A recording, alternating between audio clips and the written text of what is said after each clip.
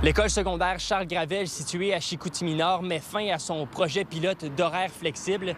En septembre dernier, la direction avait annoncé instaurer une nouvelle mesure à ces horaires, les périodes flexibles. Ces périodes étaient censées offrir aux élèves plus de temps pour profiter du parascolaire, profiter de périodes d'études plus amples. Mais après consultation du personnel enseignant, des parents et des élèves, cette mesure ne reviendra pas pour l'année scolaire 2026-2027. C'est un projet pilote, donc on s'attendait à ce que l'année prochaine, ce soit peut-être pas reconduit, ce qui est le cas effectivement.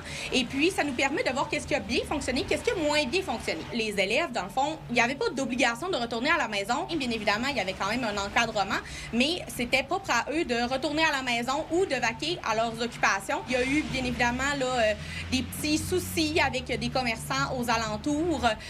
C'est des choses qui étaient inévitables. Je me trouve présentement à la jonction du boulevard Sainte-Geneviève et de la rue Saint-Gérard. C'est à partir d'ici que les élèves affluent lors des périodes libres, des périodes flexibles. Et les commerces qui se trouvent dans ces alentours sont ceux qui écopent le plus de ces périodes flexibles. J'ai rencontré la plupart des commerçants situés dans ces alentours, et tous m'expliquaient que c'était un réel fardeau. On m'expliquait que les élèves arrivaient en masse, profitaient parfois de cet effet de masse pour voler dans les commerces. On peut écouter d'ailleurs une commerçante à ce propos.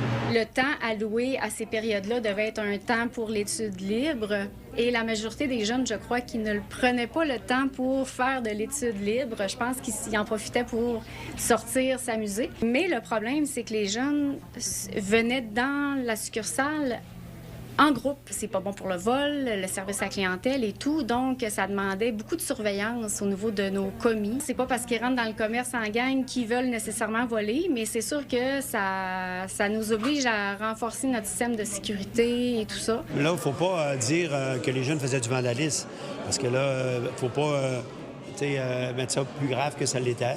Mais tu sais, si le dossier a été aboli, bien, c'est quand même une bonne nouvelle. Parce que les jeunes, bien, ils vont avoir plus ils vont aller à l'école. Afin de mieux comprendre ce que représentaient les périodes flexibles auprès des élèves, je suis allé en rencontrer quelques-uns. Ils ont pu me parler du projet pilote de cette année, mais aussi de l'année scolaire qui est à venir, 2026-2027, avec tous ces changements. J'ai entendu beaucoup de mal de l'horaire, mais il y a... C'est ça, il y a des côtés positifs là-dedans. J'ai aimé ça l'essayer, mais quand je suis partie des 5 périodes pour retourner aux 4 périodes, ça m'a vraiment fait du bien, puis j'ai vraiment préféré ça. Malgré l'abandon du projet, la direction se dit contente d'avoir essayé, d'avoir innové. Elle ne ferme pas la porte non plus à ce qu'un jour un projet du genre refasse surface. À Saguenay, Louis-Mathieu Corneau, pour Nouveau Info. La Ville de Saguenay a présenté ce mardi matin sa stratégie de pavage pour l'année 2026. Cette dernière prévoit un budget de 24 millions de dollars pour asphalter 30 km de son réseau routier. De leur côté, les travaux publics prévoient la réfection d'un 10 km additionnel qui sera en dehors du budget. La stratégie qu'on présente aujourd'hui vient donner les orientations avec les besoins. Donc, on vient dire de combien pour chacun des types de routes qu'on doit faire. Par la suite, on produit des cartes, donc pour venir identifier les secteurs dont les besoins sont les plus urgents. Puis par la suite, après ça, c'est là qu'on fait des choix. Donc des fois, ça peut arriver qu'on a une chaussée où ce que l'état est très mauvais, mais par contre, après ça, on va regarder, est-ce que l'aqueduc est en bon état, est-ce que le réseau d'égouts est en bon état également. Donc si la réponse est que autant que l'aqueduc que l'égout a un besoin de maintien d'actifs, là, on va procéder à une rénovation majeure des infrastructures. C'est ce qu'on a vu dernièrement, mettons, au centre-ville, rue Lafontaine, ou sinon Normandie ou d'autres rues qu'on fait régulièrement. Dans ce cas-là, on procède à des travaux par excavation. L'orientation politique, il y en a une quand même avec les équipes, mais ça ne se fait jamais au détriment de la logique de planifier des travaux de réparation des infrastructures pour qu'il y ait un maximum de retour sur l'investissement, là. Puis l'autre affaire, c'est que, c'est sûr que les routes qui sont les principalement utilisées vont être priorisées. Les connectrices vont être priorisées avant les routes secondaires, là. L'état de désuétude des routes est passé de 39 en 2015 à 31 en date d'aujourd'hui à Saguenay. Les intervenants parlent d'une stratégie qui est efficace et qui compte se poursuivre au fil des années. Le Centre d'expertise et de recherche en infrastructure urbaine recommande de sculpter le réseau aux 5 ans. Mais la Ville a décidé de faire autrement et de passer à l'action aux 2 ans, étant proactive dans le dossier. On est très en retard pour la réparation des routes. C'est des milliards et des milliards qu'on a besoin pour réparer nos routes. Donc, il y a de l'argent du gouvernement aussi qui traverse aux villes pour qu'ils en fassent un bout, réparer leur infrastructure.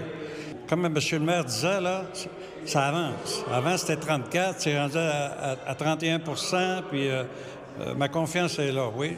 Nous sommes quand même fiers de notre ville Saguenay puis qu'on puisse être capable d'avoir des routes sécuritaires, autant pour les citoyens que pour nos voitures. La Ville a investi les budgets au PTI. Quand on dit les frais de maintien d'actifs, on est à 85 du PTI en maintien d'actifs.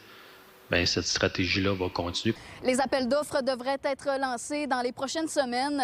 À savoir que des travaux de pavage ont toutefois été confirmés sur le boulevard Saguenay entre le motel Panoramique et le bas de la côte de Saint-Jean-Eudes, ainsi que sur le boulevard Saint-Paul. Le tout devrait débuter d'ici le mois de juin. À Saguenay, Sarah-Léa Bouchard pour Nouveau Info. Dans la LHJMQ, les Saguenayens vont participer à une première finale en 29 ans d'histoire. On va connaître leur adversaire au terme du match ultime entre l'Armada de Blainville-Boisbriand et les Wildcats de Moncton mardi soir. Chicoutimi n'a que 2 bannières de champions accrochées au centre Georges Vézina. Leur dernier titre remonte à 1994.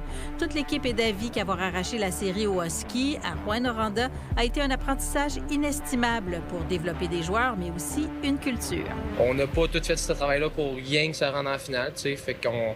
Là, on veut s'assurer de faire les choses comme il faut, d'avoir la bonne préparation pour le match numéro 1. Je pense que nos joueurs sont dans un bon état d'esprit, sont mentalement à la bonne place.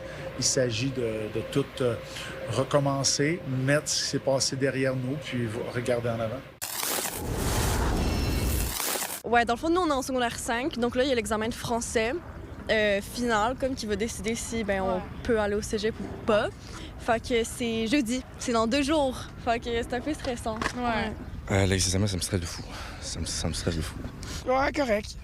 Je veux dire, je pourrais être plus préparé, mais genre, étudier, c'est douter de ses capacités. Les examens de fin d'année s'en viennent pour les élèves du secondaire. Puis pour les aider à réussir, Alloprof va offrir des séances de révision en direct sur TikTok. Je m'appelle Émilie Lalune et j'anime les grandes révisions d'Alloprof. Si tu as envie de passer à travers les matières les plus importantes en compagnie d'un prof, d'avoir des stratégies pour mieux te préparer, tu veux pas manquer ça. C'est assez ludique, il y a des moments d'arrêt, il y a des défis, il y a même des surprises qu'on réserve aux élèves là, qui seront à l'écoute. On a d'ailleurs eu une première édition hier soir. Maintenant, on atteint 10 000 vues là, pour cette première édition. C'est vraiment une belle initiative qu'Alloprof ont mis en place parce qu'ils ont ciblé vraiment comment les rejoindre les jeunes dans une réalité qu'ils connaissent. C'est vraiment, tout est réuni pour que les jeunes puissent y aller puis utilisent cette initiative-là pour étudier. Je pense que ça pourrait être utile. Puis comme, mettons, les gens qui ont de la difficulté à écouter en classe, ça pourrait leur donner genre une autre manière d'apprendre la matière. Ouais. Si je veux regarder un live, je vais pas regarder un live d'Alloprof. C'est plus ou moins quand je scroll, mais quand je le trouve, je reste pour un bon 30 minutes pour quand même en prendre en tête qu'est-ce qu'il dit. Mais Alloprof, c'est sûr que c'est vraiment bon. Là. Moi, j'utilise pas beaucoup, mais je sais que c'est le premier recours là, quand il n'y a pas de prof puis t'as pas nécessairement quelqu'un qui peut t'expliquer. Mais je serais curieuse d'aller voir pour de vrai. Honnêtement, non. Non. Ben, personnellement, moi, il me faudrait une personne à côté de moi qui me parle et qui m'explique les choses en détail. L'initiative a pour but d'être accessible et motivante pour les jeunes. Puis sur papier, c'est une excellente idée. Mais il y a quand même quelques bémols. Oui, t'es à un swipe près de faire autre chose que ta période d'études. Ça reste un adolescent qui a un appareil dans les mains extrêmement divertissant, mais la tendance naturelle va être d'aller chercher du plaisir rapide, sans effort, ce que la plateforme est exactement conçue pour faire ça. On ne veut pas du tout se substituer aux enseignants, au travail qui est fait en classe. C'est vraiment un complément qui permet aussi aux parents là, qui ne sont pas toujours au courant de tous les détails qui concernent les épreuves. C'est la 2e année où Alloprof diffuse des séances de révision sur TikTok. Et cette année, il y en aura du 4 mai au 16 juin. Elles seront disponibles, oui, en direct, mais aussi en rattrapage par la suite. À Montréal, Elliott Tremblay pour Nouveau Info.